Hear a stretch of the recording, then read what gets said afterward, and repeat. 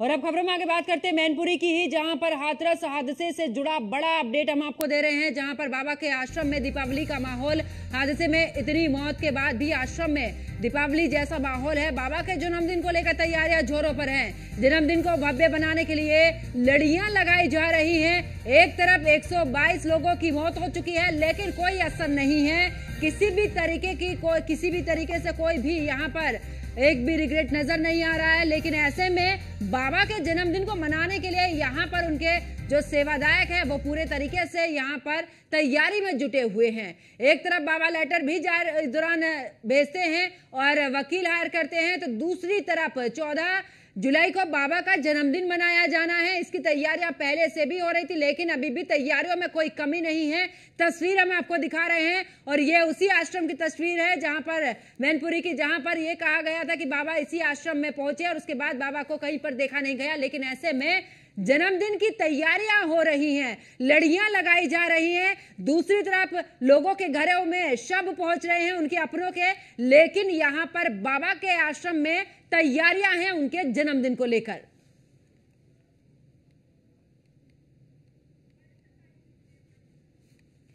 और ज्यादा जानकारी के लिए हमारी संवाददाता वर्षा हमारे साथ में जुड़ चुकी हैं। वर्षा, लगातार मैनपुरी से अपडेट दे रही हो। ऐसे में देखिए, एक तरफ तो 122 लोगों की जान गई, यानी कि उनके शव उनके परिजन देख रहे हैं, हाहाकार मचा हुआ है। लेकिन दूसरी तरफ इस दौरान आश्रम को सजाने में कोई कोर कसर नहीं, यानी कि 14 जुलाई को जो जन्मदिन मनाया जाना उसकी तैयारियां शुरू।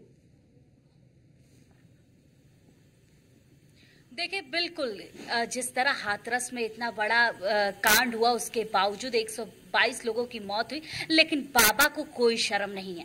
14 तारीख को उनका जन्मदिन है, जिसको लेकर तैयारी उनके आश्रम पे पहले से ही चल रही थी। बताया जा रहा था कि भीड़ काफी संख्या में उनके जन्मदिन पर आती है और कई तरीकों से सजावट होती है। और ये देखिए, ये आश्रम है जिसको इन्होंने सजा रखा है। अभी यहाँ पर झालर लाइटें जल रही थी, ये पतंगे लगा रखे गए हैं। ये सब केवल इनके जन्मदिन के इंतजाम किए गए हैं। और अब ये पूरी लाइटें जल रही थी, लाइटिंग की गई थी, दिवाली की तरह जो लाइटिंग की जाती है, दिवाली में मनाई जाती है, लगा रखी। देखा जा रहा है कि बाबा को कोई शर्म नहीं है, उनको कोई हया नहीं है कि 122 लोग उनकी जिस तरह सत्संग में मरे हैं, वो उन सब चीज़ों को ना देख करके अपने जन्मदिन को मनाने की तैयारी कर रहे हैं। और अपने जन्मदिन की तैयारी को लेकर इतना बड़ा भव्य तरीके से सजावट अपने पूरे आश्रम को कर रखा है। ये सारी चीज़ें देखकर साफ तौर पे लगता है कि बाबा, किसी चीज से बाबा को मतलब नहीं है। उनके भक्त कैसे रखते हैं, क्या चीजें करते हैं भक्त उनके, कैसे उनके लिए श्रद्धा के लिए एकदम अंधभक्त होते जा रहे हैं। लेकिन बाबा को अपने जन्मदिन से मतलब है, बाबा की सजावट से मतलब है, बाबा का आश्रम एकदम सुंदर दिखना चाहिए। ये साफ तौर पे जाहिर हो रहा है कि बाबा ने केवल अपने लिए ही सोच रखा है, तभी तो ये व्हाइट हाउस बना रखा है, इस व्हाइट हाउस की सजावट कर रखी है। और अपने जन्मदिन की तैयारी को लेकर भी ये सजावट पहले से ही कर रखी गई है। जी बिल्कुल वर्षा, लेकिन ऐसे में लोगों को भी यहाँ पर एक अच्छा सबक यहाँ पर कि देखिए, आपकी जिंदगी से इन बाबा को कोई मतलब नहीं होता है। आप भीड़ में जाते हैं, आप गर्मी में जाते हैं, आप उन छोटे छोटे बच्चों को लेकर जाते हैं। हमेशा ध्यान रखिए कि हमेशा ऐसी जगह पर जाइए जहां पर आपकी जान की कीमत हो, क्योंकि आपके यहाँ पर जिस तरीके से 122 लोगों की जान गई है, वो वाकई में तस्वीर ही दूसरी ओर आप देख रहे हैं कि किसी को कोई फर्क नहीं पड़ता है। सिर्फ यहाँ पर बाबा अपने ही आनंद में है। और देखिए किस तरीके से यहाँ पर सजावट की जा रही है। बिल्कुल, देखिए, ये जो बाबा होते हैं, जो इन तरह के बाबा लोग हैं, जो ढोंगी पाखंडी लोग हैं, ये केवल कीड़े मकोड़े आम लोगों को समझते हैं, उनके जीवन से खिलवाड़ करना जानते। इतनी बड़ी सभा करने पर उन्होंने कभी भी सुरक्षा व्यवस्था के कोई इंतजाम नहीं सही कराए। सत्संग करते हैं, लोगों को ज्ञान देते हैं, लेकिन ये नहीं समझते कि आखिर जिंदगी के साथ किस तरह खिलवाड़ किया जा रहा है। ये लोगों के साथ खिलवाड़ ही है।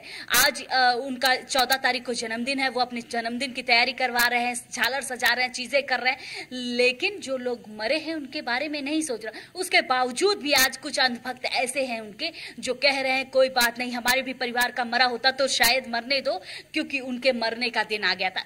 लोगों का माइंड वॉश ऐसा इस बाबा ने किया है कि शायद लोग अभी भी नहीं समझ पा रहे हैं। जिन लोगों के परिवार के लोग गए हैं वो लोग चाहे समझ में आ रहा है उन लोगों को कि शायद मुझे इस तरह के सत्संग में नहीं जाना चाहिए था, इस तरह उनकी रज लेने के लिए नहीं दौड़ना चाहिए था, लेकिन अभी भी बहुत सारे अनुयायी और बहुत सारे ऐसे सेवादार हैं, बहुत सारे ऐसे भक्त हैं जिनको समझ में नहीं आ रहा है कि बाबा उनको कीड़ा मकोड़ा समझते हैं।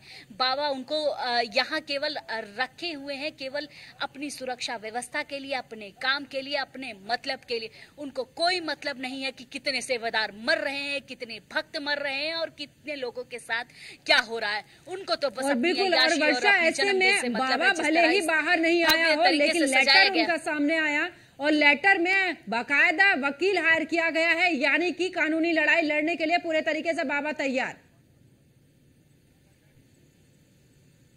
बिल्कुल, जिस तरह का लेटर सामने आया है उसको देखकर साफ तौर पे कहा जा रहा है कि शायद अब बाबा कानूनी लड़ाई भी लड़ेंगे, क्योंकि बाबा तो भगवान है। शायद इनको कानूनी लड़ाई पर विश्वास नहीं करना चाहिए। अब भगवान कहाँ कानूनी लड़ाई लड़ते हैं, लेकिन अब बाबा भी कोर्ट में पेश होंगे। ये भगवान कोर्ट में पेश होंगे और कोर्ट में अपनी लड़ाई लड़ेंगे। तो ये देखना काफी दिलचस्प रहता है कि भगवान और कोर्ट में किस तरह की जंग होती है, क्योंकि आम लोगों के लिए भगवान है, मंच पर बैठते हैं तो भगवान है और बाहर निकलते हैं तो भगवान है। भगवान की लड़ाई कोर्ट से किस तरह होती है और किस तरह हाथरस के लोगों को न्याय मिलता है जो लोग इस सत्संग में मरे हैं, तो ये काफी देखने लायक चीजें होंगी, क्योंकि बाबा निकलकर बाहर आएंगे, कोर्ट में जाएंगे, कोर्ट में अपने आप को अपना पक्ष रखेंगे, अपने वकीलों के जरिए पक्ष रखेंगे। तो काफी दिलचस्प होगा, क्योंकि भगवान निकलकर आने वाले हैं। इनके सत्संगों से जिस तरह से पता चला है, जिन संतों से पता चला है कि ये भगवान है, नर नारायण के स्वरूप है, तो नर नारायण के स्वरूप फिर से सामने आने जा रहे हैं और कोर्ट में पेश होंगे। बिल्कुल वर्षा, और देखना होगा कि आखिरकार जिस तरीके के मंजर बीते दिन देखा और आज जिस तरीके की साज सजावट हम देख रहे हैं, वाकई में दोनों में धरती आसमान का अंतर, किसी को कोई फर्क नहीं। बहुत बहुत शुक्रिया वर्षा हमारे साथ जुड़ने के लिए, तमाम जानकारी साझा करने के लिए। फिलहाल यहाँ रुकते एक छोटे से ब्रेक के लिए, ब्रेक के बाद फौरन हाजिर होते हैं।